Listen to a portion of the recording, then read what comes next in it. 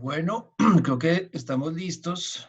Eh, entonces vamos a iniciar. Buenos días. Mi nombre es Gustavo Adolfo Lorenzo. Yo soy la persona encargada de los asuntos de aduanas, comercio exterior y comercio internacional de EY para Colombia. Les doy una calurosa bienvenida a todos ustedes al foro que realizaremos hoy sobre los instrumentos de promoción como pieza clave en la atracción de la inversión y la reactivación de la economía. Quiero agradecerle muy especialmente a nuestros panelistas del día de hoy, quienes muy generosamente aceptaron la invitación. En primer lugar, al doctor Saúl Pineda, que es el viceministro de Desarrollo Empresarial del Ministerio de Industria, Comercio y Turismo. En segundo lugar, a la doctora María Claudia Lacutir, presidente de la AmCham. Y al doctor Carlos Alberto Mateos, director jurídico de Fede Biocombustibles. La agenda que vamos a adelantar el día de hoy es la siguiente. En primer lugar, el doctor Saúl nos va a hablar de las políticas que tiene el gobierno, lo que se ha llamado el plan de reactivación de la economía, con todos los retos y donde principalmente se va a focalizar. Pues en estos tiempos de COVID y post-COVID, pues todavía no estamos en post-COVID, así que este va a ser un tema muy interesante. En segundo lugar, la doctora María Claudia nos va a hablar sobre el entorno de la inversión tanto a nivel global y regional, lo cual lo pretendemos atar con el tercer punto, donde con el doctor Carlos Alberto Mateus vamos a hablar de los instrumentos de promoción al comercio exterior, básicamente de zonas francas, CEIS y Plan Vallejo, de manera muy general, así como también mencionaremos otros beneficios tributarios que existen hoy en día en Colombia, aproximadamente 8, para después abrir a un panel, hacer diferentes reflexiones y finalmente efectuar las preguntas que vayamos recolectando a lo largo del foro. Les pedimos el favor que nos digan a quién quisieran que se les hicieran las preguntas. Supongo que la mayoría irán enfocadas al doctor Saúl como representante del gobierno. Entonces, sin más preámbulo, le cedo la palabra al doctor Saúl. Nuevamente, muchísimas gracias por tu participación y bienvenido. Muchas gracias, Gustavo. Un saludo muy especial para ti, para María Claudia y por supuesto para Carlos Mateus, nuestros panelistas y compañeros de panel del día de hoy.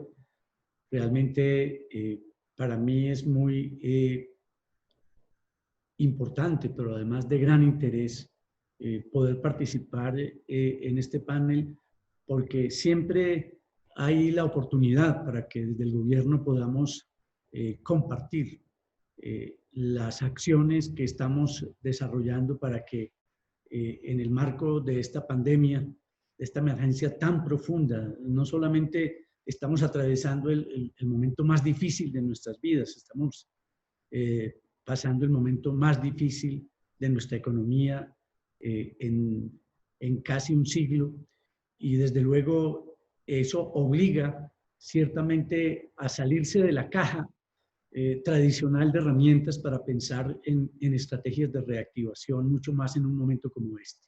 Yo quisiera compartir la pantalla eh, para, para trabajar básicamente una presentación que tengo de unos 15 minutos.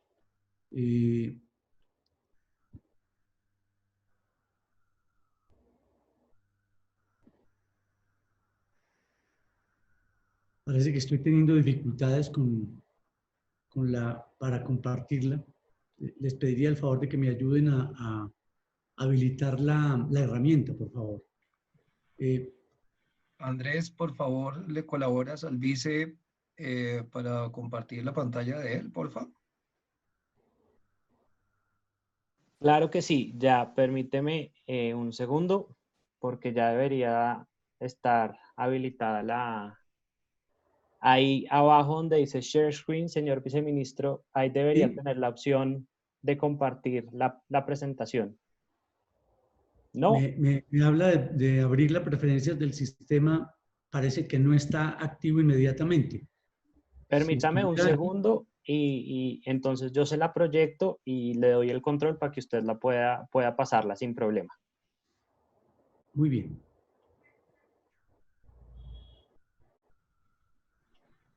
Gracias.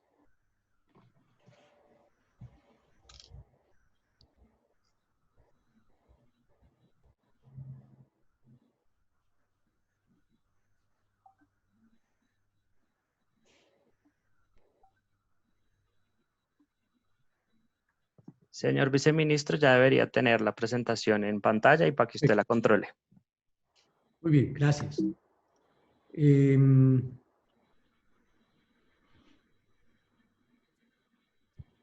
Quisiera empezar señalando un aspecto que me parece de la mayor importancia, tal vez en este momento. No sé si ustedes tuvieron la oportunidad de leer esta semana en la columna sindicada de Dani Rodrik en distintos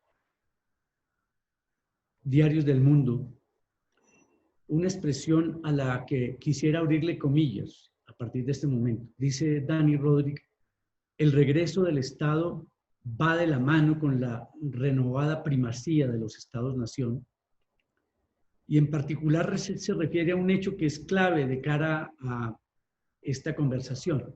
Dice él: en todas partes se está hablando de desglobalización, de desacoplamiento, de llevar las cadenas de suministro a casa, de reducir la dependencia de los suministros extranjeros y, en todo caso, de favorecer las producciones nacionales. Parecería que fuéramos a un esquema de cierre de la globalización, y más bien Javier Solana, el excomisario europeo, aclara en una reflexión que yo también comparto, de que no se trata de ninguna manera de cerrar la globalización, que además en el largo plazo ha sacado a mucha gente de la pobreza. Se trata probablemente de volver a una mejor globalización en este momento de grandes desafíos en los que estamos para garantizar que nuestras economías vuelvan a un nivel de actividad que nos permita trabajar sobre las bases de una recuperación firme. No logro tomar el control, así que te pediría el favor de que me fueras acompañando en la pasada de la... Claro que sí. Y yo quisiera aquí señalar que ese es el mensaje central de la estrategia.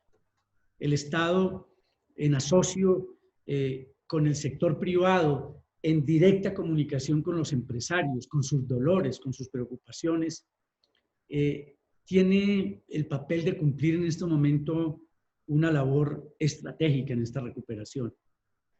Y por eso, en esa perspectiva, si podríamos avanzar, estamos hablando, digamos, de herramientas muy concretas en el marco de una estrategia que tiene que llevarnos a fortalecer cadenas nacionales y regionales de valor, incrementar la capacidad de resiliencia de la economía, que es tal vez la expresión al lado del concepto de la reinversión que más han salido a la mesa en medio de la actual coyuntura. Y esto supone, desde luego, desde la política industrial moderna que guía nuestras acciones, no solamente adaptarlas a las realidades actuales, sino también hacer un uso focalizado de esas herramientas de las que disponemos en el sector comercio, industria y turismo, para que fortalezcamos en este momento más que nunca la productividad, la innovación, la inversión y las exportaciones como condición fundamental de la reactivación y la repotenciación de la economía en los próximos meses. Y en esa perspectiva tenemos el desafío de escalar la producción nacional existente en momentos en que se rompen las cadenas globales de suministro, aprovechar ese momento también para diversificar y sofisticar la producción nacional de bienes y servicios, y en todo caso para fortalecer encadenamientos allí donde hay casilleros que podemos hacer crecer para que las estrategias de cada uno de nuestros sectores se nutran de crisis, es cierto, pero también de oportunidad en este momento de transición. En ese contexto, cuando hablamos ciertamente de grandes riesgos en el relacionamiento internacional, sobre todo cuando hablamos de una tendencia que probablemente va a ocurrir en nuestros países de hacer proteccionismo excesivo en algunos países, es cómo fortalecemos los instrumentos de defensa comercial frente a precios exorbitantemente bajos o sencillamente a estrategias de dumping que ya se están presentando en algunos sectores de la economía y que necesitan de esos mecanismos legítimos, idóneos, robustos para garantizar una protección selectiva, pero también una protección adecuada y razonable de eslabonamientos importantes en la cadena productiva nacional. Y desde luego, de manera simultánea, cómo activamos ahora la promoción de las exportaciones asociada a la atracción de inversión extranjera directa en el marco de lo que hemos llamado el eje de nuestra estrategia. Y aquí quiero ir a la siguiente diapositiva.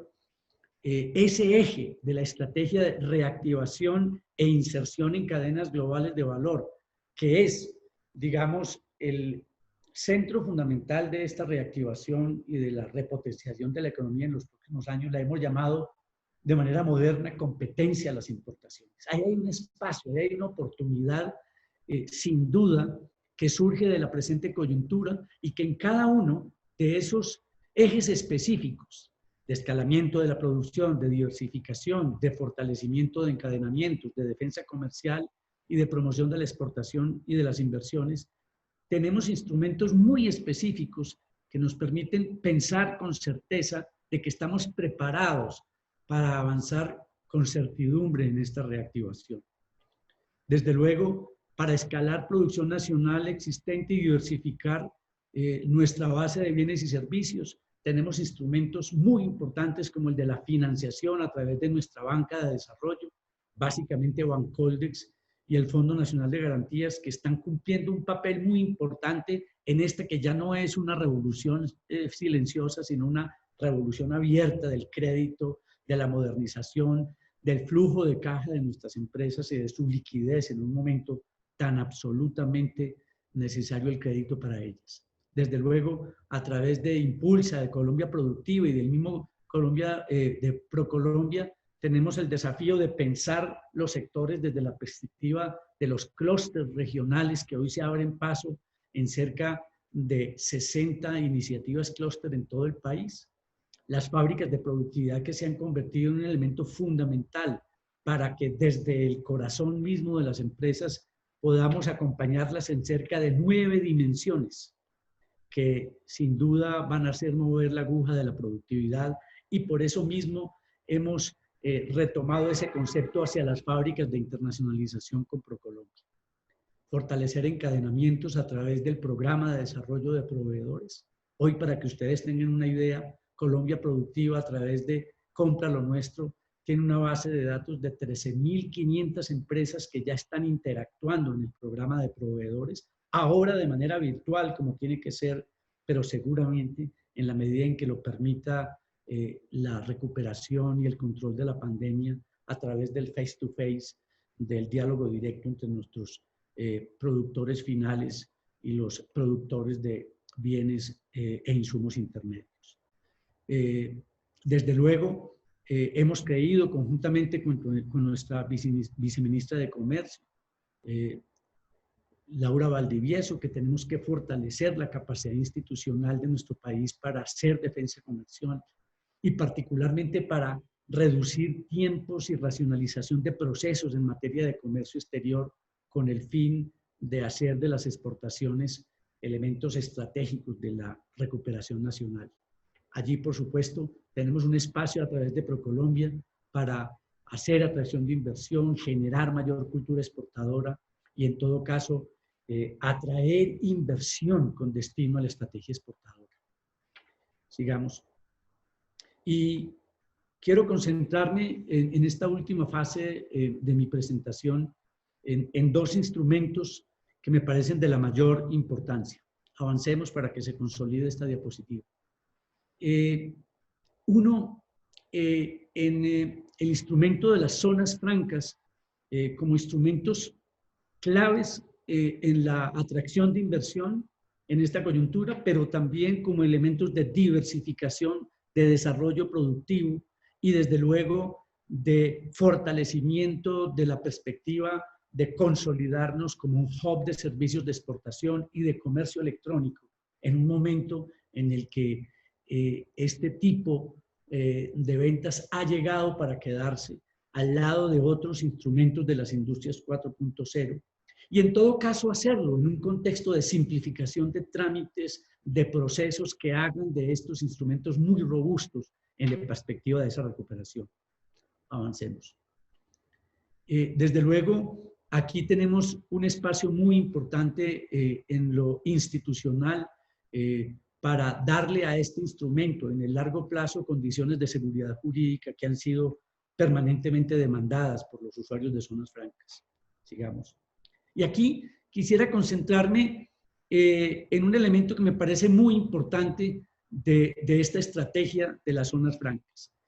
En la misma línea de los tres ejes de actuación que ya mencioné en la anterior diapositiva, en materia de marco institucional para fortalecer la seguridad jurídica de las zonas francas con una participación muy activa del sector privado, incluso de la academia, hemos creado o vamos a crear en el marco del proyecto de decreto modificatorio del 2147 del año 2016. Esperamos crear un Consejo Nacional de Zonas Francas articulado con el Sistema Nacional de Competitividad e Innovación, en el que esperamos presencia muy importante de los gremios del sector de las zonas francas, de al menos 2 instituciones académicas, y este escenario del Consejo Nacional actuaría con el acompañamiento como Secretaría Técnica de ProColombia, que sin duda tenemos que poner en valor en este momento de la transición del régimen. Desde luego, queremos trabajar en desarrollo productivo, primero flexibilizando los requisitos para que las zonas francas de servicios y agroindustria que adquieran compromisos de exportación efectivamente accedan a esa flexibilización.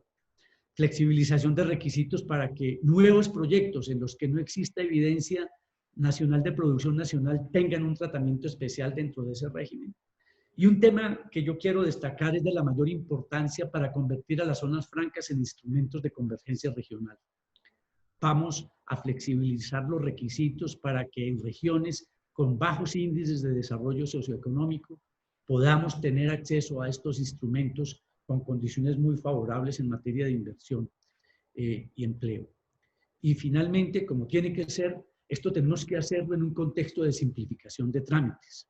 Estamos hablando concretamente de la importancia que tiene el hecho de que podamos agilizar los trámites para solicitud tanto de las declaratorias como para las prórrogas. Queremos pasar, como lo venimos haciendo de manera muy clara, pero queremos avanzar mucho más en esa dirección, de los 12 meses que en promedio nos estaba tomando en los últimos 4 años, a los 8 meses que hemos logrado, en muchos casos, hacer las declaratorias, para que en el marco del nuevo decreto, tanto las declaratorias como las prórrogas de zonas francas accedan desde el momento de la presentación de los documentos hasta su aprobación en solo 4 meses de tiempo, bajo una adecuada coordinación de todas las entidades que confluimos en la Comisión Intersectorial de Zonas Francas. Y particularmente en los requisitos exigidos para la declaratoria y las prórrogas, queremos pasar de cerca de 50 trámites que hoy tenemos a 20 trámites con énfasis en aquellos aspectos que hablen más bien del seguimiento del cronograma de las inversiones y desde luego del seguimiento de los compromisos. Así que le estamos apostando a que este se convierta en un instrumento poderoso, en un instrumento ágil, en un instrumento que además ofrezca seguridad jurídica a todos aquellos que quieren hacer de las zonas francas una oportunidad para su inversión, una oportunidad para seguir aportando al crecimiento del desarrollo del país. Sigamos.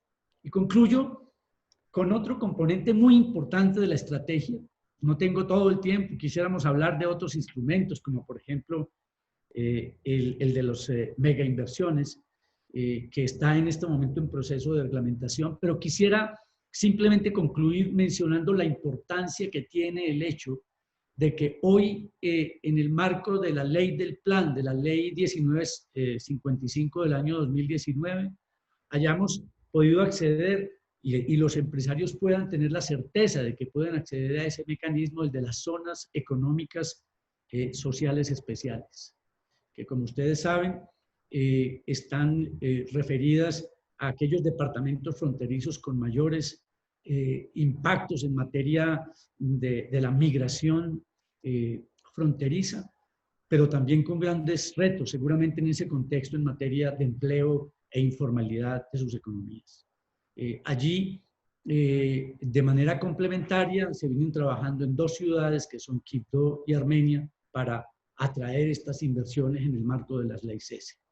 En noviembre del año pasado reglamentamos esa ley y en diciembre, casi que inmediatamente, pudimos incluir nuevas actividades como las del turismo y la salud, que ya se juntan a la industria y a la construcción, al sector agropecuario y al comercio, como aquellos que tienen en sus distintas actividades acceso a estas condiciones que básicamente tienen que ver con condiciones muy favorables en términos de impuesto de renta y retención en la fuente.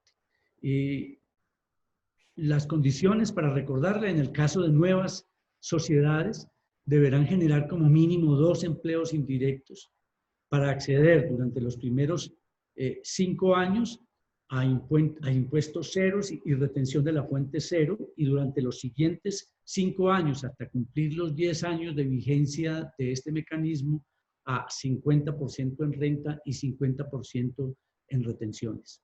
En el caso de las sociedades existentes, con el mismo esquema durante los 10 años de beneficios, estas deberían generar un aumento del 15% del empleo directo generado durante los últimos 2 años, el promedio de los últimos 2 años, y mantenerlo durante los 10 años de vigencia del régimen. Simplemente quiero compartir con ustedes, finalmente, en la última diapositiva, que efectivamente este instrumento, aún en medio de la pandemia, que fue el momento en que empezamos a hacer su promoción, nos ha permitido ya en norte de Santander, recuerden, el mecanismo está en norte de Santander, Arauca, La Guajira y 2 municipios, Armenia y Quibdó. Hemos tenido 920 inscritas en este régimen. Por supuesto, norte de Santander ha sido la de mayor aceptación de este mecanismo. Armenia le sigue en su importancia y esperaríamos que en los próximos meses, apenas se consolide la reactivación, este mecanismo se fortalezca. Yo concluyo aquí señalándoles que es para nosotros muy importante poder estar en estos escenarios, compartir las acciones que estamos desarrollando para llegarle a los empresarios con alternativas ciertas de recuperación, con alternativas ciertas de beneficios a la inversión, y por eso hemos hecho de mecanismos como el de las zonas francas y el mecanismo de la ley CESE instrumentos poderosos, robustos, para garantizar que con certeza nuestros empresarios puedan acceder a condiciones mucho más favorables en este momento tan complejo, pero también de tantas oportunidades para la inversión, el empleo y la generación de ingresos de nuestro país. Muchas gracias.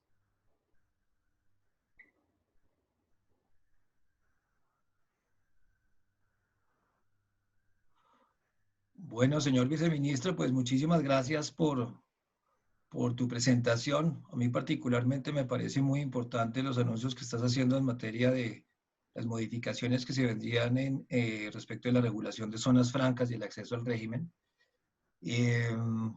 Vamos a cederle la palabra a la doctora María Claudia,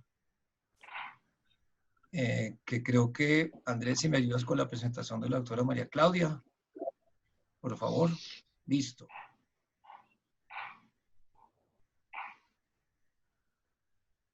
Muchas gracias. ¿Ahí me están escuchando bien? Perfecto. Muchas gracias, Gustavo, por la invitación. Quiero darle un saludo muy especial a Saúl, al viceministro, nuestro viceministro de Desarrollo. Un placer compartir con él este espacio, como también con Carlos y contigo. Como me han solicitado, voy a hacer un recorrido de cómo desde la Cámara Colomboamericana estamos viendo el entorno de la inversión extranjera, sobre todo en estos momentos de pandemia, donde efectivamente creemos, y así como mencionó el viceministro, hay retos muy importantes. Estamos en un momento de incertidumbre, un momento donde para las empresas ha sido muy complejo, muy difícil, no solo por la implicación que ha tenido en el país, sino porque es una implicación internacional de todos los países, donde efectivamente eso ha llevado a momentos muy difíciles a nivel internacional y nacional, pero al mismo tiempo encontramos oportunidades. Y ahí es donde me quiero enfocar un poco sobre cómo vemos desde la Cámara Colomboamericana los movimientos en inversión extranjera directa, y para eso, pues lo primero que tenemos que conversar es sobre, estoy tratando de pasar la presentación, pero no me está dejando. Quiero pedirle el favor a la persona que maneja Master si me ayuda a pasar la siguiente lámina. Gracias. Tenemos que comenzar sobre el comercio internacional. El comercio y la inversión están estrechamente ligados, donde efectivamente cuando el viceministro y el ministro hablan de importar exportadores, pues en cierta forma es ese relacionamiento entre comercio e inversión, donde a nivel internacional definitivamente hay una reconfiguración del comercio internacional, pero no podemos confundir reconfiguración con un proceso de terminación de la globalización. Se ha fragmentado, sí, pero eso no quiere decir que la globalización se vaya a acabar. De hecho, parte del ejercicio que hemos venido analizando desde la Cámara es que si bien se ha fragmentado, la globalización se está fortaleciendo también al mismo tiempo. Muchas de las decisiones de las empresas para lograr establecer su inversión extranjera está relacionada con la globalización y tomar decisiones en proveeduría, tomar decisiones en competitividad de proveeduría que deben de recibir y dónde deben de ubicarse, cómo lo deben de hacer, y al mismo tiempo cuáles son los mercados a los cuales van a direccionar sus productos, pues tiene que ver con esa globalización. Esa fragmentación de la globalización lo que está llevando es a una relocalización de las cadenas globales de valor, donde más adelante vamos a hacer un énfasis en este punto, y adicionalmente está llevando a una reorganización de la producción mundial, donde encontramos, por un lado, nuevos proveedores, nuevos productos que surgen, pero al mismo tiempo estamos encontrando la búsqueda de proveeduría nueva, como también la ubicación de empresas a nivel internacional en nuevos países para lograr tener una proveeduría dentro de esos productos que sea eficiente, resiliente, competitiva y permita una transferencia de estos productos de una forma rápida. Estamos viendo que este proceso de reconfiguración del comercio está llevando, como bien mencionó el viceministro, una sustitución de importaciones, pero en eso tampoco podemos irnos a que se va a cancelar o se va a disminuir de una forma importante la proveeduría internacional. Efectivamente, para los países se está viendo que a nivel interno, cómo logra establecer una sustitución en aquellos sectores estratégicos para el país, pero al mismo tiempo que sean competitivos. Y en ese sentido, la segunda variable, que es la competitividad, está jugando una participación importante dentro de la determinación de qué se sustituye y qué no se sustituye. Al mismo tiempo, qué se busca complementar dentro de los procesos de esas cadenas internas de valor para lograr generar una competitividad. Se estima que a nivel internacional este año vamos a tener una disminución entre el 13 y el 32% en el comercio de mercancías, una reducción entre el 30 y el 40% en la inversión extranjera directa y una caída del 44 y un 80% en el tema de turismo. Dentro de las exportaciones o reconfiguración de servicio, se ha visto también que temas como el e-commerce, como mencionó el viceministro, pero también el trabajo remoto, están fortaleciendo esas acciones para lograr que procesos que anteriormente se estaban determinando en ciertos países se puedan reubicar a otros países de acuerdo a la complementariedad y al mismo tiempo la seguridad de la geopolítica que presentan los países para poderlos proveer. En ese sentido, los sectores relacionados con servicio también están ganando una participación importante dentro de esta reconfiguración. Siguiente, por favor. A nivel de inversión, tenemos que mencionar que también hay unos cambios en las reglas de juego que, como mencionaba anteriormente, van muy relacionadas con la reconfiguración del comercio internacional. Se estima, como mencionaba, que la contracción de la inversión extranjera directa va a ser del 40% este año. Las fusiones y adquisiciones transfronterizas seguirán disminuyendo y, de hecho, la UNCTAD ha mencionado que solamente en el mes de abril esas fusiones y adquisiciones en nuestra región, en Latinoamérica, han presentado una disminución del 78% en lo corrido del mes. Eso implica que efectivamente se ve una disminución y cuando a esto le sumamos que las principales 5.000 multinacionales en el mundo, las cuales representan la mayor parte del comercio y la inversión extranjera indirecta, han anunciado revisiones de ganancias esperadas a la baja en un 40% en promedio, pues vemos que efectivamente tenemos un proceso y unas reglas para la inversión que se van reconfigurando también. Las contracciones de inversión son especialmente evidentes en los consumidores cíclicos, eso quiere decir aerolínea, los hoteles, los restaurantes, en los temas de ocio, así como las industrias manufactureras y el sector energético. Se estima que a nivel internacional el sector energético genera, y no ahora, sino de hace más de 10 años, el 15% de las inversiones a nivel internacional. O sea, eso quiere decir que el mayor generador de inversiones extranjeras, el 15% está relacionado con el sector energético. Posteriormente, pues siguen otros sectores como es el tema de consumos, temas relacionados como bienes raíces, tenemos también inversión en manufacturas que en cada uno de estos pues tienen una participación importante a nivel internacional y Colombia no es exenta de ese proceso o no ha sido exenta de ese proceso. Cuando vemos el impacto que también va a generar esta contracción de inversión, no podemos sacar de la ecuación a la inversión instalada. De hecho, la UNCTAD también establece que un tercio de la inversión que se hace a nivel regional en Latinoamérica proviene de la reinversión de las inversiones extranjeras instaladas. Y por eso parte del ejercicio y el llamado que se ha venido trabajando y haciendo es, si bien tenemos que hacer un jalonamiento de la inversión extranjera, de anclas importantes que lleguen al país, que generen un proceso de cadena productiva relacionada con su sector, no se puede descuidar las acciones y los trabajos que se van a enfocar a esa inversión extranjera directa instalada en el país, porque va a depender casi que un tercio de la reinversión y de los recursos que vayamos a tener en nuestro país relacionado con estas empresas que están ya hoy en día en Colombia y a nivel latinoamericano. En definitiva, estamos viendo una competencia feroz a nivel internacional, una inversión extranjera que múltiples países van a establecer el interés para lograr atraerlo, porque no podemos dejar de mencionar que la inversión es un proceso productivo importante para los países donde llega, no solo por el recurso económico que trae al país, sino también por la generación de empleo. Por ejemplo, relacionado con las empresas americanas, tenemos más de 450 empresas americanas establecidas en el país que están generando más de 120,000 empleos a nivel nacional.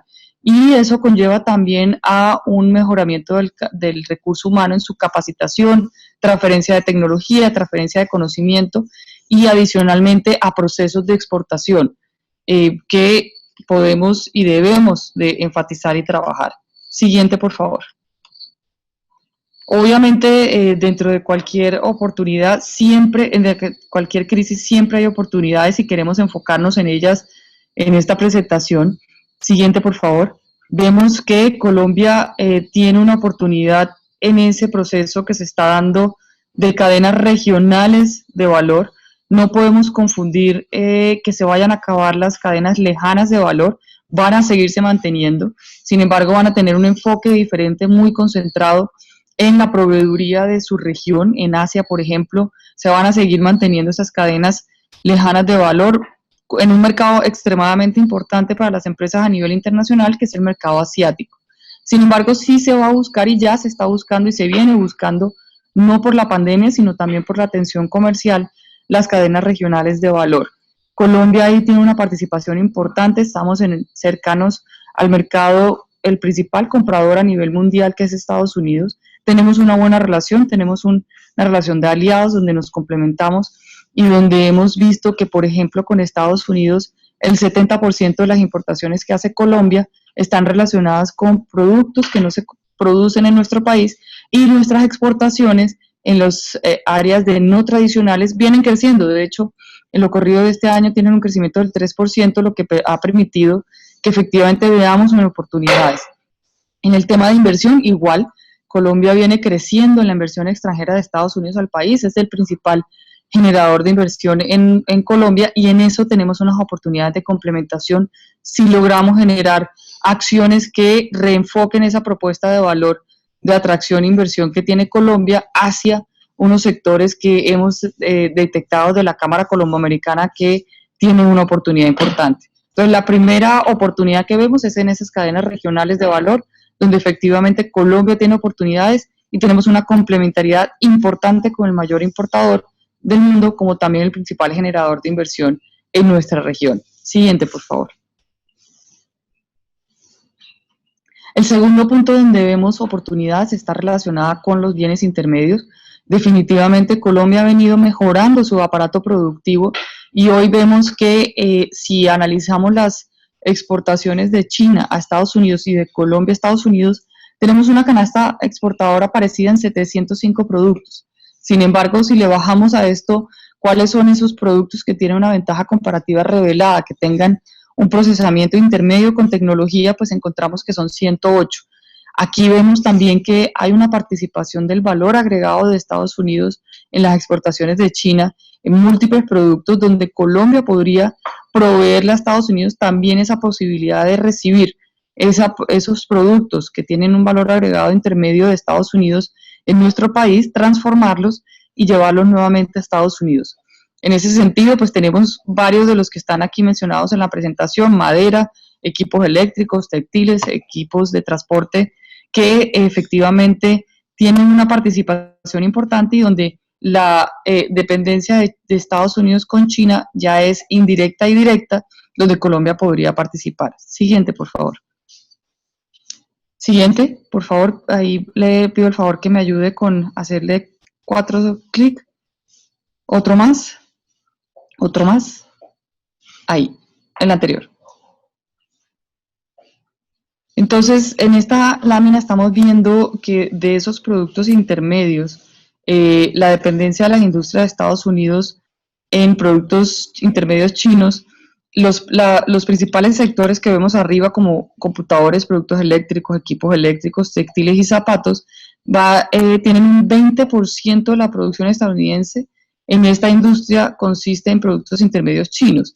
Eso quiere decir que hay una dependencia totalmente relacionada con la producción de China, donde Colombia en múltiples de estos sectores o subsectores de estos sectores puede ser partícipe. Hoy en día estamos viendo que las importaciones de Estados Unidos provenientes de China en estos productos han caído un 43%, y si le sumamos el equipo de transporte, productos químicos, farmacéuticos, productos de madera y maquinaria, tenemos una mayor posibilidad de generar procesos productivos en nuestro país relacionados con estos sectores que generarían un interés, que ya lo está haciendo, por parte de las empresas americanas que están buscando proveeduría de otros países para lograr establecerse en países intermedios como es Colombia, para generar un proceso productivo en nuestro país y poderlos exportar a Estados Unidos. Siguiente.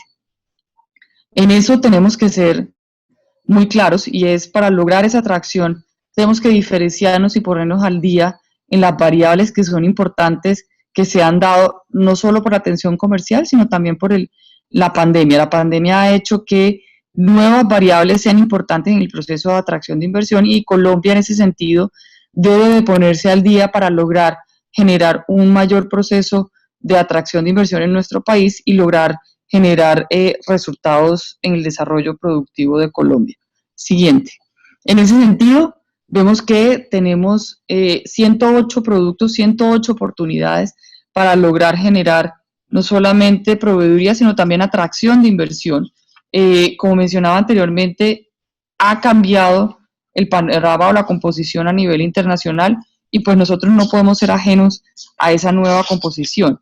Dentro de los productos que vemos con grandes oportunidades, que hemos determinado dentro de la Cámara Colombo-Americana, pues están todos los productos de industrias químicas, reino vegetal, metales comunes y herramientas, piedra, cemento, productos cerámicos y vidrios, algunos sectores de manufactura, materiales textiles y submanufacturas, y todo aquel producto que tenga un nivel de tecnología medio donde Estados Unidos está buscando proveeduría. Siguiente, por favor. En cuanto a los sectores de inversión extranjera directa, encontramos que efectivamente tenemos productos de industria farmacéutica, manufacturas e insumos para calzado, industria automotriz, industria de alimentos y bebidas, BPO, software e innovación. Aquí tenemos varias recomendaciones que hemos venido desarrollando y que creemos que el camino que ha venido delineando el gobierno nacional es un camino adecuado y pertinente. Sin embargo, creemos que se debe hacer un esfuerzo un poco más orientado a, teniendo en cuenta estos sectores, cómo logramos generarle unos beneficios o incentivos o acciones que permitan que Colombia se diferencie de otros países a nivel internacional. Y en eso, pues las zonas francas juegan un papel extremadamente importante. Vemos que dentro de la zona franca el fortalecimiento del proceso y en lo que se viene desarrollando con el decreto 4.0 del viceministerio, que aplaudimos y vemos con muy buenos ojos cada una de las herramientas que se están dando, se debe de buscar ese fortalecimiento de las zonas francas que permitan la comunicación con el proceso productivo interno, que no sea solamente un proceso interno dentro de la zona franca, sino que tenga un trabajo mancomunado de proveeduría interna del país que pueda pues, llevar productos de las zonas francas a ser procesados al territorio nacional y viceversa, para lograr generar una mayor competitividad. Al mismo tiempo vemos que los procesos relacionados con e-commerce son indispensables para lograr generar esos hubs que hoy en día la herramienta o el canal de comercio electrónico es cada vez más importante y Colombia no puede quedarse por fuera. Múltiples de los procesos que se están viendo a nivel internacional y que de hecho México ha logrado recibir 14 billones de dólares de la proveeduría que tenía China y lo está recibiendo México, es en parte por ese fortalecimiento de las zonas especiales como también de las políticas relacionadas con comercio exterior. También vemos, por ejemplo, en la industria farmacéutica hay unas oportunidades importantes en los ingredientes farmacéuticos activos, en antibióticos, que Colombia hoy en día ya produce, que podría fortalecerse. Tenemos un número importante de farmacéuticas ya establecidas en el país y, por ejemplo, esas zonas especiales, las CESES, que no tengan un delimitamiento geográfico, sino que sea por oportunidades en sectores donde las empresas puedan ubicarse en otros municipios que generen ese desarrollo productivo con unas condiciones establecidas de generación de empleo, de generación de inversión, pero que no lo limite en su establecimiento geográfico, puede generar una inversión extranjera bastante interesante en estos sectores. Esa es una propuesta que sería interesante mirar con el gobierno nacional su viabilidad para poderla extender, porque efectivamente las zonas especiales, las CESES que se han creado, son una herramienta interesante que ha hecho el gobierno del presidente Duque y que creemos que se puede fortalecer si abrimos el espacio a otras zonas geográficas. Al mismo tiempo, en los sectores de industria automotriz, ahí hay unas oportunidades muy pertinentes del sector que se podrían generar para atraer procesamientos del sector a nivel Estados Unidos en Colombia, donde ya vemos empresas americanas buscando oportunidades en diferentes países donde Colombia podría fortalecer esa atracción si se les permite algunas acciones específicas relacionadas con el sector. En textiles, pues tenemos un sector de proveeduría que tiene que cambiar, que tiene que reorientarse y que no puede ser reorientado a través de proteccionismo, debe ser orientado a través de la defensa comercial, que creemos fielmente que hay que fortalecerla para generar acciones que benefician a las empresas colombianas en su proceso de lucha contra el contrabando, pero al mismo tiempo estamos viendo que este sector se está reorientando a nuevos productos, que esos nuevos productos Colombia tiene la capacidad de enfocarse y ahí se puede ver oportunidades también de apoyo específicas relacionadas con el sector que pueda permitir la atracción de inversión de otras empresas que están buscando proveeduría a nivel internacional y también ubicarse ciertos procesos productivos en otros países donde Colombia tendría una oportunidad importante. Siguiente, por favor. Ahí pues efectivamente vemos, como hemos hecho a través de la presentación, tenemos desafíos, pero también hay oportunidades y este es el momento para poderse replantear y anticiparse a las oportunidades que se están generando a nivel internacional y que Colombia cuenta con esas variables para lograr generar ese cambio y lograr contribuir de una forma más contundente en esa atracción de inversión extranjera en el país, en el fortalecimiento de la inversión instalada, como también en la proveeduría a nivel internacional. Muchas gracias.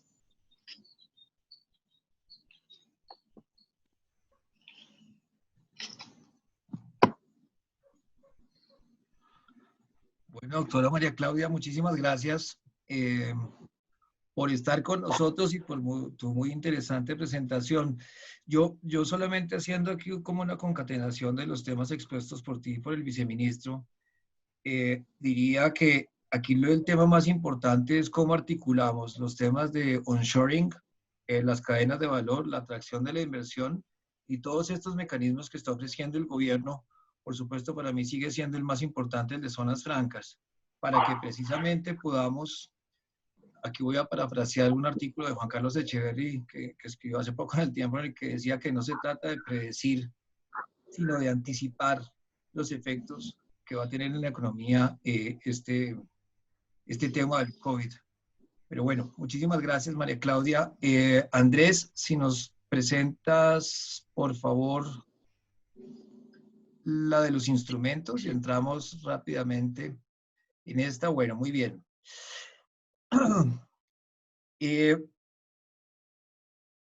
Bueno, a continuación, si quieres, pasa, por favor, Andrés. Vamos a hacer una breve presentación de los instrumentos.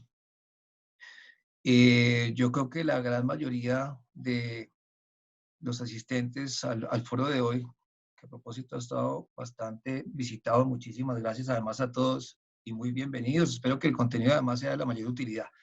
Nosotros tenemos en Colombia 3 instrumentos de promoción que son las zonas francas, el Plan Vallejo y las comercializadoras. Pasa, por favor. El primer instrumento que está allí es el de las zonas francas y brevemente les voy a comentar, o mejor, respecto de los 3 instrumentos voy a hacer una reflexión y es la siguiente. Es que, digamos que en los últimos 10, 15 años se ha disminuido sustancialmente el uso del Plan Vallejo y de las comercializadoras internacionales y el único mecanismo que ha seguido creciendo y que sigue siendo muy utilizado por los empresarios es el de las zonas francas. ¿A qué se puede deber esto? A diferentes razones. Tal vez puede ser, por ejemplo, la firma de mejores y más tratados de libre comercio, con lo cual las compañías pueden obtener la liberación de arancel y por tanto el Plan Vallejo podría ser no tan importante. Pero sin embargo hay otra razón que nos llamaba mucho la atención en un estudio que precisamente le hicimos al ministerio y era el desconocimiento de los empresarios de los instrumentos. Y eso le llamó la atención pues porque las zonas francas y el Plan Vallejo, por ejemplo, tienen más de 50 años. Entonces, pues no deja, insisto, de llamar la atención el tema y tal vez invita a que el gobierno y todas las entidades asociadas le hagan una difusión y promoción mayor a estos instrumentos. Volviendo al tema de las zonas francas, tienen 3 beneficios principales que son, 1, el no pago de aranceles y de IVA para todos los bienes que entren a las zonas francas mientras permanezcan allí, es decir, todos los bienes de capital, equipos, maquinaria, etcétera. El segundo está relacionado con la tarifa en renta. Las compañías que están allí tienen una tarifa preferencial de renta del 20%, en lugar de la del 32% que tienen las demás compañías en Colombia para el año 2020, 31 para el 2021 y 30 para el 2022 y siguientes años. Es una ventaja muy importante y aplica para los usuarios industriales y usuarios operadores.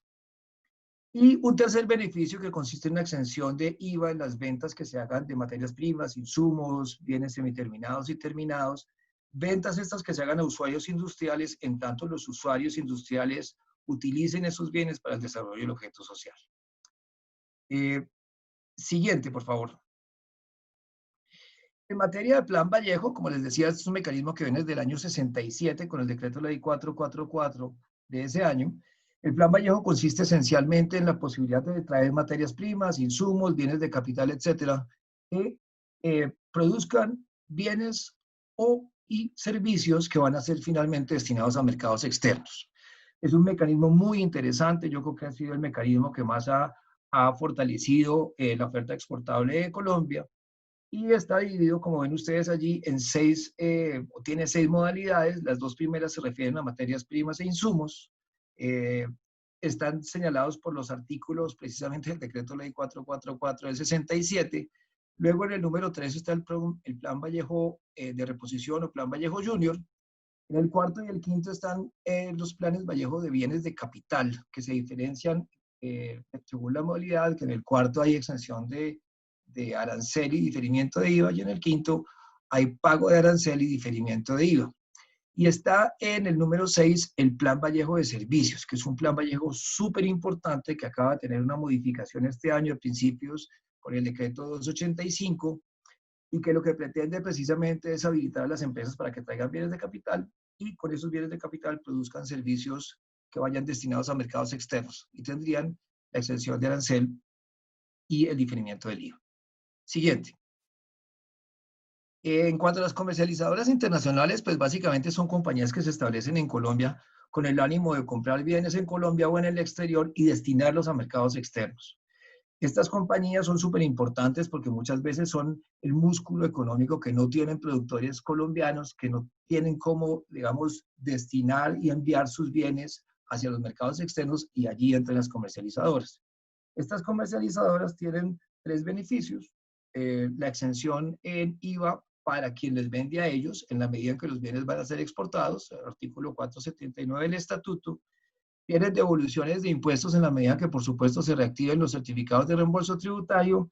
Y en tercer lugar, pues no hay recaudo anticipado en impuesto a la renta, pues que estas no están sujetas a retenciones en la fuente. Estos son los 3 mecanismos de promoción al comercio exterior que nosotros normalmente manejamos, insisto, siendo el más importante y en el que confluyen casi todos los beneficios, que es el de las zonas francas. Siguiente, por favor. A continuación siguen 8 beneficios y mecanismos tributarios que ha creado el gobierno y que me parece que fortalecen precisamente la oferta que le podemos hacer en Colombia a todos los inversionistas, tanto extranjeros como locales, porque esos beneficios traen, digamos, algunas gabelas adicionales a las que pueden tener los ya mencionados.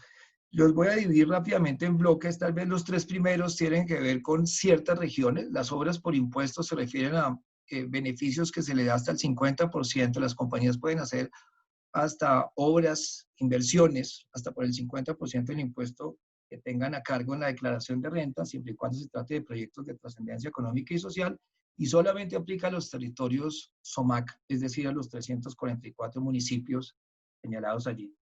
Están obras por regalías en el segundo lugar, que es lo mismo, pero por supuesto no impuestos, sino los pagos de regalías, y se refieren a las industrias extractivas, hidrocarburos y minería. Y están las CESES, que ya fueron mencionadas por el señor viceministro y por María Claudia, que tienen una exención en renta, o sea, 0% en renta para los primeros 5 años y el 50% de la tarifa del año 5 al 10º. Estos 3 beneficios se tienen que realizar en ciertas zonas geográficas, como ya lo explicó el viceministro. El tercero se refiere a los departamentos de Guajira, norte de Santander, Arauca y ciudades de Armenia y Quito. Este tema no lo vamos a entrar en detalle, tiene muchos, digamos, particularidades, pero nosotros aquí tenemos un señor experto para quien requiera esta explicación, que se llama Joseph Albert Martínez, así que bienvenida a las preguntas a él, que es el experto en este tema. El cuarto beneficio está asociado, y ya se conoce, es el impuesto, el descontable IVA en la importación de bienes de capital. Este no requiere inversión y no requiere trámites adicionales. Siguiente. Y los otros 4 beneficios que están aquí, también los dividirían, que el 5, 6 y 7, referidos a inversiones en control ambiental, inversiones en fuentes no convencionales de energía e inversiones en eficiencia energética, traen unas deducciones especiales tributarias del 25, del 50%, y son muy interesantes y además son muy relacionadas con todo el tema de que sean ecoamigables, tanto como la octava, que se refiere a los beneficios en inversiones en ciencia, tecnología e innovación. Este beneficio es el más utilizado hoy en día en Colombia porque lleva más tiempo. Yo aquí quisiera hacer una reflexión muy importante, y es que estos 8 beneficios tributarios pueden ser concurrentemente utilizados con los 3 instrumentos mencionados atrás, y pueden ser utilizados concurrentemente, lo digo, en la medida en que por supuesto haga sentido de negocios y en la medida en que le resulte atractivo a la compañía y pues le traiga beneficios por supuesto asociados. Yo aquí quisiera invitar al doctor Carlos Alberto a que nos acompañe en la charla, y quisiera preguntarte, Carlos Alberto, para el sector que tú representas de los biocombustibles, ¿cómo ves estos mecanismos, los 3 instrumentos de promoción y estos 8? ¿Y cuáles crees que son los más aplicables para ese sector?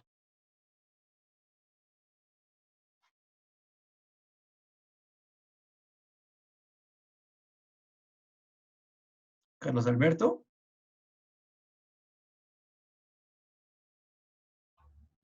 Sí, aquí estoy, es que se había perdido el icono con un aviso, no lo podía desbloquear. Sí, te agradezco mucho. No sé, Andrés, si me ayudas con la presentación, porque digamos que esto también hemos buscado un apoyo eh, para facilitar la comprensión del tema. Sí, efectivamente, digamos que de todos estos, y me parece muy interesante el portafolio de instrumentos que tú mencionas, porque pues a pesar de que algunos tienen un enfoque muy específico para sectores específicos, sí es importante tener en cuenta todo lo que existe para efectos de que tenga conocimiento, como señalabas, por parte de los empresarios que no hacen uso. Es, solamente el 5% de los exportadores hacen uso, por ejemplo, del Plan Vallejo. Tú decías ahí, después de tener 5.000 plan vallejistas, en este momento son 540, algo así, y ojalá creciendo con las bien recibidas modificaciones que se le han venido dando por parte del gobierno en el último tiempo también, como señalabas. Efectivamente, y Andrés, ayúdame con el siguiente, los biocombustibles han utilizado particularmente el tema de las zonas francas o el manejo de zonas francas. Nosotros tenemos la capacidad de producción, el 70% de nuestra capacidad de producción de biodiesel y el 40% de la capacidad de producción de bioetanol gozan de régimen franco. Y eso ha sido muy importante porque eso permitió el desarrollo de los biocombustibles en Colombia tal como lo tenemos hoy. Tenemos hoy generados 636 empleos industriales directos, 190 indirectos, y 14.000 empleos rurales directos y 42.000 indirectos, que no es poca cosa en un sector que estamos hablando prácticamente como productores. Estamos hablando de 7 empresas que están en régimen de zonas francas, de 14 en general que producen biocombustibles, pero que están asociadas en su cadena hacia atrás con una cantidad enorme de productores de materias primas agrícolas, de bienes intermedios agrícolas. Entonces es muy importante el manejo. ¿Qué tenemos hoy? El 80% de nuestros productores que tienen régimen franco tienen contrato de estabilidad jurídica, y los vencimientos están entre los 3 y los 6 años. Por eso es tan importante el anuncio que hizo el señor viceministro al inicio de la presentación respecto de la nueva norma que va a regir y que considera el tema de las prórrogas, porque creo que parte del análisis que ha tenido que hacer el gobierno es que después de la modificación de las condiciones, pues no ha habido solicitudes o si ha habido son contadas, muy pocas, que sepamos no ha habido muchas o ninguna, para las prórrogas, básicamente por la dificultad que hay en el cumplimiento de los requisitos que están planteados en el régimen vigente actual. Entonces, el tema de la prórroga es fundamental, entre otras cosas porque la contribución que se está haciendo desde el sector en los temas de construcción de región, de construcción de país, de difusión de beneficios económicos en zonas específicas y en zonas apartadas, porque la producción de la materia prima está en muchas zonas distribuidas por todo el país, algunas bastante lejanas, y están generando unos empleos necesarios en zonas que requieren todo este proceso de reconstrucción. Por supuesto, hoy se está produciendo para el consumo nacional. Dentro de los elementos que estamos planteando necesarios en todo este proceso es reconocer toda esa inversión que se hizo, y ya veremos por qué tan importante, y, digamos, parte de los temas de seguridad tienen que ver con la posibilidad de que inclusive parte de esta inversión pueda ser reconocida. Hoy se produce para el consumo nacional, porque así estuvo diseñado y así está diseñado el Plan Nacional de Biocombustibles, pero ya se están abriendo las puertas para iniciar procesos de exportación, precisamente en el Pacto por la Competitividad que se firmó recientemente a principios de este año con el Gobierno Nacional. Uno de los elementos críticos fue hacer un piloto de exportación para determinar cuellos de botella. Ese piloto se realizó el mes pasado. Tenemos ya una primera experiencia con Europa y estamos mirando otros mercados y nos parece que es una oportunidad muy importante para seguir creciendo en ese modelo. No es sencillo porque no hay un mercado internacional de biocombustibles, sino son mercados spot. Pero a pesar de eso, digamos que las condiciones se han venido dando y ha sido posible. Siguiente, por favor. Aquí vemos cómo es la participación de las zonas francas especiales, permanentes especiales, y particularmente las agroindustriales en todo el contexto de zonas francas. Y es una participación, son pocas empresas, porque, por ejemplo, las de bienes son muchísimo más, pero tienen una contribución muy importante en todo el modelo. Siguiente, por favor. Y aquí vemos, la siguiente vemos cómo participan los biocombustibles dentro de la parte agroindustrial y frente al total.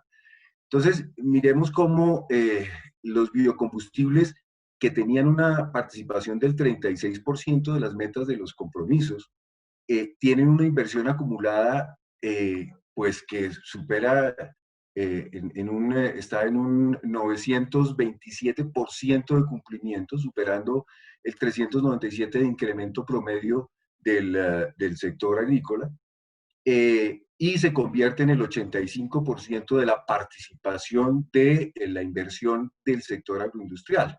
Y eso no es gratuito, es uno de los sectores más dinámicos que ha aprovechado mejor el instrumento, pero que adicionalmente más ha contribuido al objetivo de la inversión nacional y que necesita mantener ese proceso. Por eso hemos venido solicitándole al Gobierno Nacional, al presidente, al ministro, al señor viceministro, que se tenga una consideración en el momento de la expedición de la norma a los sectores específicos y particularmente este que ha tenido, digamos, ese desempeño y que tiene la vocación de seguir avanzando, porque está precisamente tanto en la parte agroindustrial como en la parte energética. Y eso es otro de los elementos que nos parece muy importante que sean tenidos en cuenta para efectos de esta nueva norma y en la consideración de este sector. Siguiente, por favor.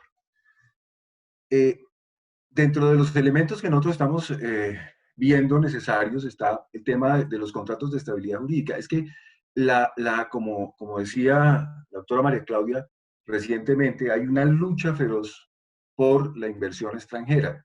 No tenemos las mejores condiciones porque tenemos unos mecanismos muy rígidos en tema de propiedad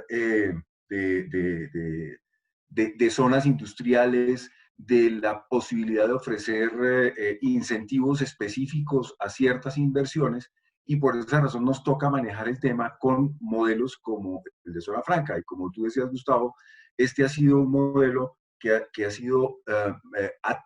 tenido un crecimiento propio gracias a las ventajas que realmente tiene y a las ventajas que ha generado para el país a través de todos estos años. Entonces, en general, para todos los instrumentos, uno diría, es necesario asegurar estabilidad jurídica. Y hay, digamos, distintos niveles. Uno de los niveles es el tema de política pública. Hay, digamos, un COMPES y otros COMPES adicionales como el de logística, etcétera, que de alguna manera introducen dentro de los temas de comercio exterior dentro de la política pública, pero no son específicos para los instrumentos de promoción, que sería lo recomendable para poder tener un modelo de largo plazo, como tiene la mayoría de los países en temas de promoción del comercio exterior. Y por supuesto están el plan o los planes nacionales de desarrollo, que pues tienen una vigencia limitada. Sin embargo, esa contraposición es compleja, porque muchas veces los planes nacionales de desarrollo lo que hacen es que no tienen en consideración los temas que están recomendados en los COMPES, y el tema de política empieza a diluirse, digamos, de acuerdo con el enfoque que tenga cada gobierno en cada cuatrienio. Entonces, y por ahí había una frase que nos dijeron en algún organismo público que nos pareció, pues, complicada, pero pues simpática, que nos dicen que un COMPES no se le niega a nadie. Y básicamente creo que, digamos que el nivel de obligatoriedad que tiene una política pública depende en ese momento, como decíamos, de la voluntad de quien está en el gobierno en ese momento. Por otro lado, existe un mecanismo, y aquí tendríamos el tiempo todavía para hacerlo seguramente, es la inclusión en el bloque de constitucionalidad. Es un tema que podría pensarse, pero debería ser muy rápidamente para lograrlo hacer dentro de las dos legislaturas que nos hacen falta, o con la que está empezando ahora mismo. Un acto legislativo que sería meterlo dentro de la Constitución misma, o una ley estatutaria que tiene rango constitucional y que nos daría esa estabilidad y esa proyección en el largo plazo. Y por supuesto debería contar con el tema de los contratos de estabilidad jurídica y fiscal como elemento. Entendemos que estos elementos serían los que podrían realmente atraer la inversión extranjera directa, por supuesto, y la inversión nacional hacia proyectos que tengan la posibilidad, como se decía, tanto hacia el mercado nacional como y sobre todo hacia los mercados internacionales.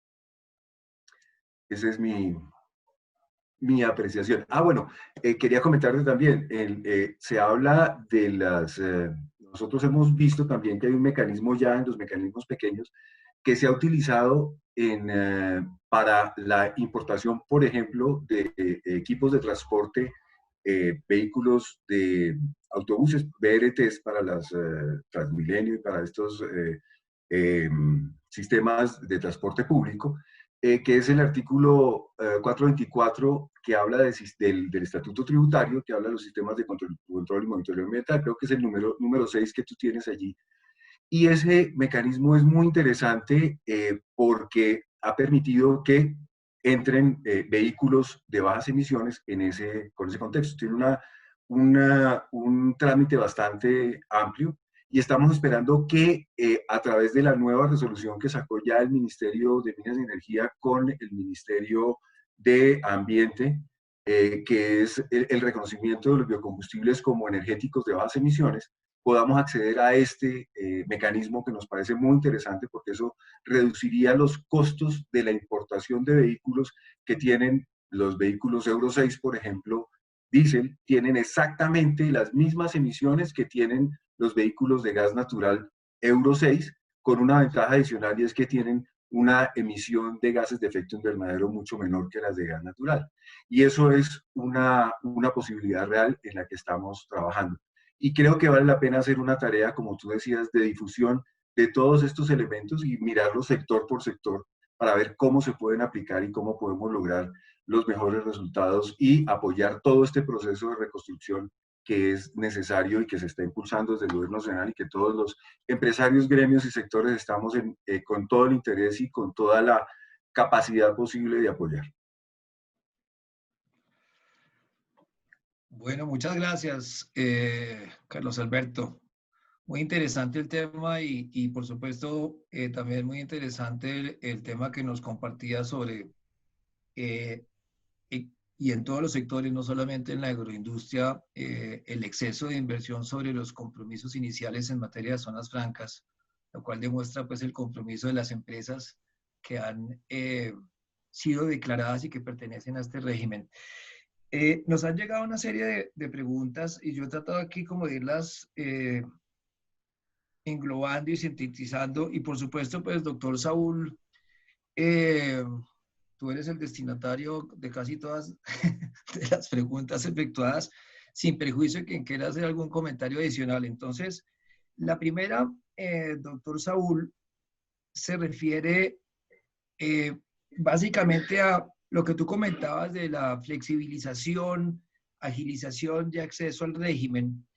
Y nos preguntan si sería posible, por ejemplo, establecer términos para las respuestas de las solicitudes de los peticionarios. Esto es, por ejemplo, en relación con declaratorias de zonas francas, modificaciones del plan maestro de zonas francas, contenido en el artículo 27 del 2147, que son competencia de la Comisión Intersectorial, trámites de prórrogas y otros, que se establezca un término de 2 meses para el que el ministerio resuelva. Pero entonces, complementando esa pregunta, dice, listo, el término de 2 meses está en la ley, hay un término de 1 mes para que los peticionarios respondan, con lo cual tendríamos 3 meses. Y la pregunta es si no es posible establecerle 1 mes adicional al ministerio para que responda a las solicitudes, pero que la consecuencia de una no respuesta oportuna se entienda como un silencio positivo. Es decir, que la consecuencia del incumplimiento, por llamarlo de alguna manera, del término, o para ponerlo de una manera más positiva, tienen que haber 4 meses contados a partir de la fecha de erradicación de la solicitud para que el ministerio expida su decisión al respecto, con lo cual habría flexibilización, acceso, rapidez, eficiencia y, por supuesto, pues seguridad jurídica para todos los usuarios. Esa es la pregunta, señor viceministro, si esto es posible establecerlo a nivel de ley y regularlo así. Podríamos avanzar en otras inquietudes para reaccionar de manera más integral, ¿te parece? Claro que sí. Bueno, por supuesto, aquí tenemos preguntas de prórrogas, tema que ya hemos conversado en varios foros contigo. La pregunta en general es si es posible que se reconsideren los montos de inversión y empleo que están establecidos en el decreto 1054 y que se manejen de manera alterna. Es decir, los montos, opinan aquí quienes están preguntando, son muy altos y en muchos casos pues no reconocen como la realidad económica empresarial, la dinámica de los negocios, pero adicionalmente señalan que deberían establecerse estos términos y reconsiderarse ojalá para que o fuesen de inversión o fuesen de empleo. En algunos casos es más sencillo, por ejemplo, o es lograble, mejor, que se haga una inversión, pero si se le ata a esa inversión empleo no va a ser posible porque simplemente la inversión no va a generar mayor empleo, y en otros casos va a ser al contrario, se va a presentar una generación de empleo, pero no va a estar atada a mayor inversión. Hay otro punto también relacionado, señor viceministro, con lo que acaba de comentar Carlos Alberto, de elevar el marco institucional de los instrumentos de promoción a política de Estado, vía Plan Nacional de Desarrollo, vía reforma constitucional, que se tuviese una regla clara y que de gobierno a gobierno se mantuviera estilo, no sé, hay otras jurisdicciones que han funcionado perfectas, Singapur, donde se vuelve una política de Estado apoyar los instrumentos que en realidad ayudan al empresario y que generan, por supuesto, un recaudo interesante en materia tributaria. Entonces, aquí lo que preguntan es si es posible elevar estos instrumentos de promoción a políticas de Estado. Bueno, y aquí hay otra serie de preguntas, pero yo creo que en aras del tiempo, pues te plantearía esas 3 y por supuesto, quien quiera intervenir adicionalmente al señor viceministro, bienvenido. Bueno, muchas gracias, Gustavo. Y realmente muy pertinentes las inquietudes. Yo haría estas 3 reflexiones a partir de las preguntas que me hacen y de pronto un par de consideraciones adicionales a partir de las muy interesantes presentaciones tanto de María Claudia como de Carlos. Lo primero es que efectivamente hay una gran voluntad, incluso, repito, al interior de la Comisión Intersectorial de Zonas Francas, para avanzar en una flexibilización del régimen en términos de los tiempos de solicitudes y los tiempos que corren entre las solicitudes y la aprobación, repito, tanto de declaratorias como de prórrogas. Efectivamente, estamos, por ejemplo, buscando eliminar la relación, que el plan maestro tenga que tener una relación con el plan de desarrollo del municipio. Ya nosotros consideramos que si existe un ordenamiento territorial desde las zonas francas porque consulta los usos del suelo, de los POTS o de los EOTs o de los PBOTs, ya es suficiente como para buscar cosas nuevas, como que si le pedimos disponibilidad de servicios. Ese tipo de procedimientos son los que vamos empezando a reducir, repito, para bajar de cerca de 57 requisitos en las declaratorias a 20 y de 50 requisitos en las prórrogas a 20 también. Eso yo creo que es muy importante para que nos concentremos en lo fundamental del seguimiento del plan maestro. Por ejemplo, también el mismo DNP está diciendo que no tiene ningún sentido el concepto económico por parte de sus funcionarios, porque es que nosotros no somos las juntas directivas de las zonas francas. Hay temas donde nosotros no podemos entrar a la lógica interna de la inversión, y desde ese punto de vista estamos pensando ciertamente que desde el punto de vista de los planteamientos del plan maestro haya incluso, repito, eliminación de algunos conceptos. Por ejemplo, que la DIAN se concentre fundamentalmente en los temas tributarios, más que en conceptos financieros sobre la viabilidad del proyecto, que le corresponde es al inversionista. Yo creo que aquí, por fortuna, estamos en un gobierno que entiende muy claramente que su función es facilitar la inversión y que aquí no somos una suerte de capitalismo de Estado que entra a regir las juntas directivas de las zonas francas. Por favor, yo creo que yo lo que quiero dar el mensaje es que hay una posición del gobierno de que este es un instrumento muy poderoso y que al Estado le corresponde facilitarlo. Y desde ese punto de vista también estamos considerando que dentro del Ministerio de Comercio, Industria y Turismo, que es por excelencia el organismo que tiene que promover las zonas francas, pues también en el caso nuestro reduzcamos al máximo los tiempos de respuesta en los que tenemos que interactuar por obvias razones con el inversionista en el proceso de construcción del plan maestro. Desde ese punto de vista, yo sí quiero recibir esta recomendación. Debo decirlo con toda claridad, como no soy abogado, el concepto de silencio administrativo positivo en este tipo de procedimientos, debo ser muy cuidadoso en tocarlo, pero sí señalar que efectivamente sí estamos comprometidos en que entre el tiempo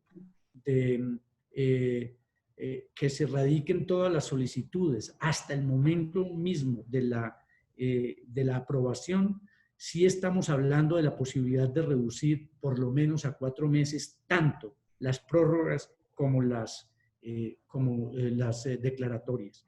En segundo lugar, claro, Carlos, la voluntad de nuestras declaratorias, de nuestras prórrogas es total en el marco del 1054. De hecho, tenemos 6 solicitudes hoy en proceso, 2 de las cuales se han respondido en los últimos 6 meses y ya están para aprobación. Así que yo diría que lo que vamos a hacer en el nuevo decreto es garantizar que se agilice mucho más, como ya lo señalé, pero sin duda le apostamos a las prórrogas también como un instrumento de seguridad jurídica para responder el concepto de política de Estado. Es decir, no es menor que las zonas francas permanentes las queramos llevar en sus prórrogas a 30 años y que las zonas francas permanentes especiales las queramos llevar a 15 años más. Esto traza desde luego una apuesta del Estado por un instrumento que, repito, es legítimo, idóneo, robusto, porque no le quede ninguna duda a nadie que estos son instrumentos que van a ser muy importantes en la reactivación, en la recuperación de la economía en el mediano y en largo plazo y desde luego en la atracción de inversión para convertir estos instrumentos en plataformas de exportación muy poderosas, y por eso celebro la orientación de las industrias de biocombustibles también en la dirección del modelo exportador, porque ese es el escenario en el que queremos trabajar en estas zonas francas hacia el futuro, las zonas francas 4.0, como le hemos llamado. Y desde luego estamos también contemplando, porque aquí nada está escrito en piedra, todo lo estamos discutiendo, estamos evaluando los montos de inversión, particularmente en el caso de las zonas francas permanentes especiales. Ahí ha habido unas inquietudes concretas, la posibilidad de establecer trade-off entre inversión y empleo. Eso está a consideración en este momento en el marco del proyecto de decreto que estamos trabajando. Y no solamente eso, como lo señalé, también el que busquemos mecanismos de flexibilización de estos requisitos de inversión y empleo si hay compromisos de exportación. Pero si también estas zonas francas agroindustriales que son tan importantes, ya no estamos limitando las zonas francas agroindustriales a 6 sectores, lo estamos abriendo para todos. Hace poco aprobamos una zona franca de cannabis en Caldas, y seguramente van a llegar otros procesos agroindustriales mucho más importantes, y queremos además que esos procesos agroindustriales que se localicen en regiones del país que tuvieron dificultades desde el punto de vista del conflicto, o que tienen hoy o que siguen presentando en la actualidad indicadores socioeconómicos desafiantes, puedan también tener flexibilización en esos requisitos. Y yo diría que es la apuesta por una política de Estado. Desde luego, esperaríamos, entendemos que este es un tema que también tenemos que poner sobre la mesa, en el entendido de que cuando uno consolida instrumentos poderosos de promoción, sin duda va a ser muy difícil que gobiernos posteriores vayan a avanzar en otra dirección. Lo que estamos es tratando de consolidar desde el punto de vista normativo una normativa muy transparente, muy ágil y que claramente apunte a los instrumentos de promoción con el fin de que haya mucha dificultad de que en el futuro ese instrumento no se convierta en una política de Estado. Y quisiera destacar también de la presentación de María Claudia lo que ella ha señalado y que enriquece nuestra estrategia de competencia a las importaciones desde zonas francas. Queremos impulsar las zonas francas como instrumentos de desarrollo de nuevos sectores, incluso flexibilizando, como ya lo señalé, requisitos allí donde se demuestre que estamos entrando en productos que no tienen evidencia o registro de producción nacional. Y ahí no solamente tenemos una oportunidad en el mercado interno, como ya ella lo ha mencionado, sino también de escalar esa producción y diversificarla con destino a la comunidad andina, de la cual ahora somos Secretaría Pro Tempore, de la Alianza del Pacífico, donde nuestro país acaba de asumir la presidencia también Pro Tempore, y allí en los sectores que ella ha mencionado tenemos enormes posibilidades a través del nurturing de generar productos intermedios que fortalezcan eslabones para el país, pero que también claramente podamos pensar desde zonas francas en plataformas de exportación hacia Estados Unidos, que seguirá siendo un mercado muy importante para nuestros productos.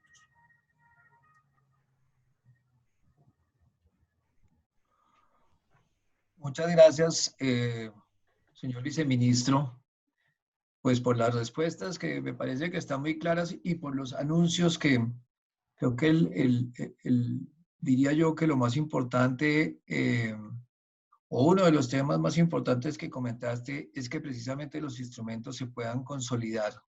Estos beneficios se consoliden en Colombia para que por la propia consolidación se vuelvan políticas de Estado. Eso sería pues maravilloso porque al final, con la famosa frase de que a Colombia de esto la sacamos todos, aquí se requiere, creo yo, es el esfuerzo colectivo. El esfuerzo colectivo es que vamos a salir todos bien librados de este tema. No sé, Carlos, si María Claudia, si ustedes tienen algún comentario respecto de las preguntas efectuadas o un comentario adicional que quieran hacer. No, solamente quisiéramos un poco preguntarle al señor viceministro si tiene un horizonte de tiempo para la nueva regulación. O sea, ¿cuál es más o menos, en qué tiempo esperamos esa nueva regulación? Qué bueno que me haces esa pregunta, Carlos, porque me da la oportunidad también de aquí comprometerme públicamente, porque es que quienes hacemos políticas públicas también tenemos la obligación de la accountability. Precisamente hemos venido en estos últimos 3 meses, es decir, aquí, como ustedes se han dado cuenta, la pandemia ha hecho que las semanas sean horas, los meses sean días y el concepto de corto, mediano y largo plazo prácticamente se difuminó. Hemos venido trabajando desde hace 3 meses en este ejercicio. Hemos hecho acercamientos con grupos de todas, de todas las dimensiones, 54 entrevistas con actores claves del sector de las zonas francas, por supuesto de la figura de las zonas francas permanentes, de las zonas francas especiales. Hemos venido haciendo un trabajo ya muy intenso al interior de la Comisión Intersectorial, lo que nos ha permitido hoy contar con un decreto de borrador de modificatorio de la 2147, recogiendo de ella los elementos que siguen siendo vigentes, pero transformando aquellos que efectivamente pueden hacer de este un instrumento más vigoroso, más flexible, más ágil en la dirección que yo he señalado acá.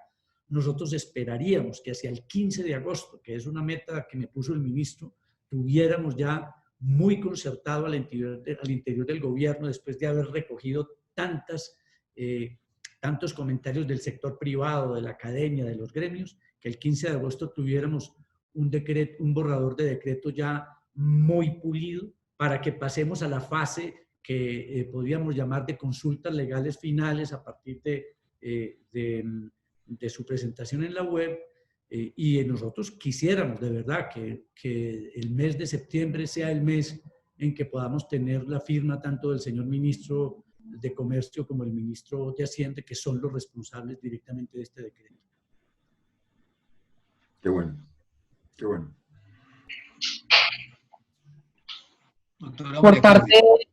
Por parte mío, solamente agradecer, Gustavo, por invitarme a participar con ustedes en el día de hoy. Creo que son muchas las buenas noticias que el viceministro ha dado dentro de cada uno de los comentarios que ha relacionado con el tema de zonas francas. Creo que se ha venido avanzando y pues obviamente, como todo, tiene su posibilidad de mejora y encontrar esas oportunidades están factibles para todos los que están oyendo en este momento esta conversación. Pues desde la Cámara Colomboamericana invitarlos a que aprovechemos el momento que, si bien tiene muchas incertidumbres, también presenta muchas oportunidades.